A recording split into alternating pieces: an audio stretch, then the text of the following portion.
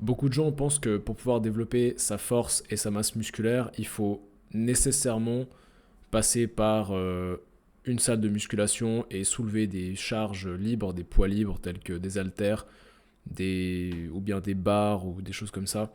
Et en fait, c'est juste simplement complètement faux.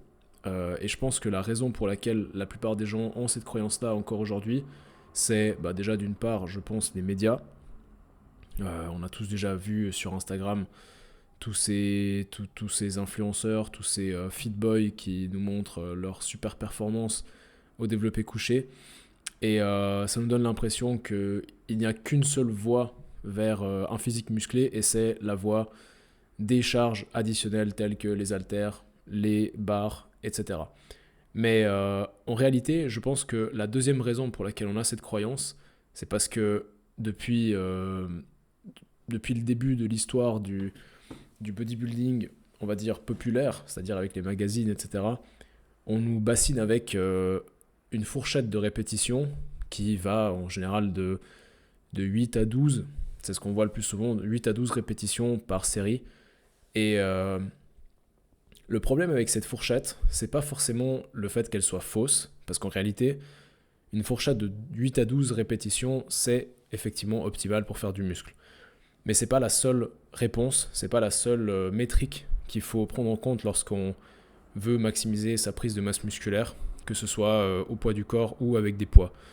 Il y a également la métrique qui est le temps sous tension.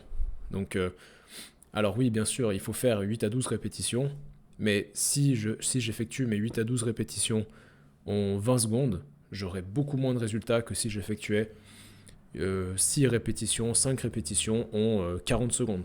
Parce que le temps sous tension minimum pour pouvoir solliciter une croissance musculaire, une hypertrophie musculaire, il semble être aux alentours des 30 secondes, et il peut aller jusqu'aux 1 minute 30 voire 2 minutes sans rentrer forcément dans un travail cardiovasculaire, endurance. Donc c'est possible de faire du muscle avec des séries plus longues de 1 minute 30 voire 2 minutes.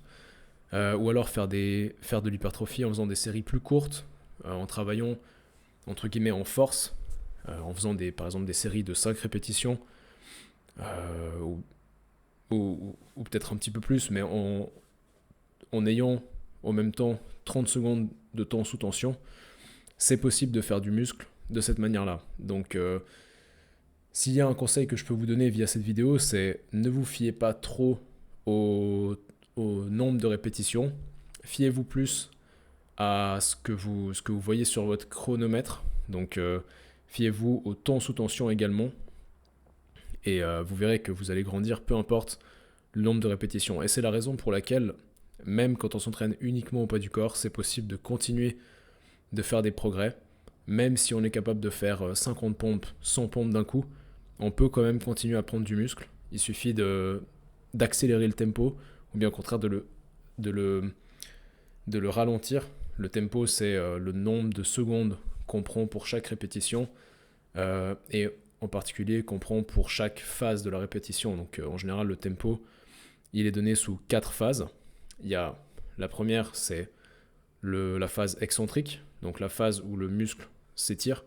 La deuxième phase, ça va être la phase de point mort entre l'excentrique et la phase concentrique. Ensuite, la troisième phase, ça sera la phase concentrique, donc la phase où le muscle se contracte. Et la dernière phase, ça sera le temps de pause à la fin de la phase concentrique, donc au moment où le muscle sera 100% contracté. Si on ralentit le tempo, l'exercice deviendra plus dur, et donc on aura plus de fatigue plus rapidement, et un plus grand temps sous tension, donc potentiellement plus de prise de muscle. Et à l'inverse, si on accélère le tempo, on peut également augmenter la difficulté en travaillant avec une brûlure musculaire notable, ce qui nous permet de placer plus de répétitions en moins de temps. Mais au final, si on est vraiment capable de faire beaucoup de répétitions pour un exercice donné, genre des pompes, et qu'on est capable de faire 100 pompes en 40 secondes, ça reste un travail d'hypertrophie.